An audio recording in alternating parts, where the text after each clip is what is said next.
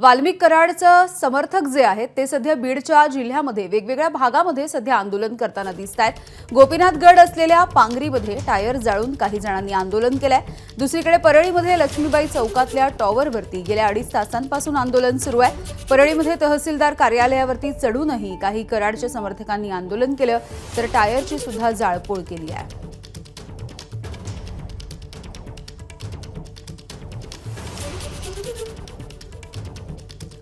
तर बीडमधल्या वेगवेगळ्या भागामध्ये हे आंदोलन सध्या सुरू आहे, त्याची ही दृश्य आपण बघतोय।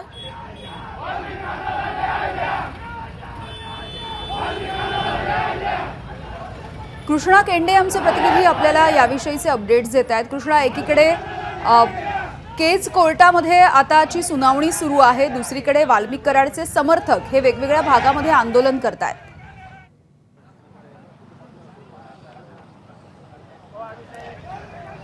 परळीमध्ये हे सकाळपासूनच आंदोलन वेगवेगळ्या ठिकाणी केलं जात आहे। याची सुरुवात झाली ती कराड यांच्या आई ज्या आहेत त्या परळीच्या पोलीस ठाण्यासमोर गेल्या आणि त्यांनी आपल्या मुलाला न्याय देण्यासाठी ही आंदोलन सुरू केलं आणि मग याच परळीमध्ये वेगवेगळ्या ठिकाणी आंदोलनाला सुरुवात झाली। मग पांगरी जिथं गोपीनाथगड आहे तिथे टायर जाळे गेले, तहसील कार्यालयावर तरुण या ठिकाणी चढलेले होते। दुसरीकडे संदीप क्षीरसागर, सुरेश धस यांच्या प्रतिमेला जोडे मारो आंदोलन देखील करण्यात आलं आणि या सगळ्यांचं एकच म्हणणं आहे की या सगळ्यामध्ये वाल्मिक कराड हा निर्दोष आहे आणि त्या न्याय मिळावा या मागणीसाठीच हे सर्व रस्त्यावरती उतरलेले आपल्याला पाहायला मिळतात। आता देखील काही ठिकाणी आंदोलन सुरू असल्याची माहिती आहे। मोठ्या प्रमाणावर पोलिसांचा बंदोबस्त परळीमध्ये तैनात करण्यात आलेला आहे। पोलिसाच्या वतीनं आवाहन करण्यात येत आहे की कुठला आणि कायदा सुव्यवस्थेचा प्रश्न निर्माण होईल, कायदा हातात घेऊ नये। मात्र गेल्या तास-2 तासापासून आणि त्याहीपेक्षा आधीपासूनच या ठिकाणी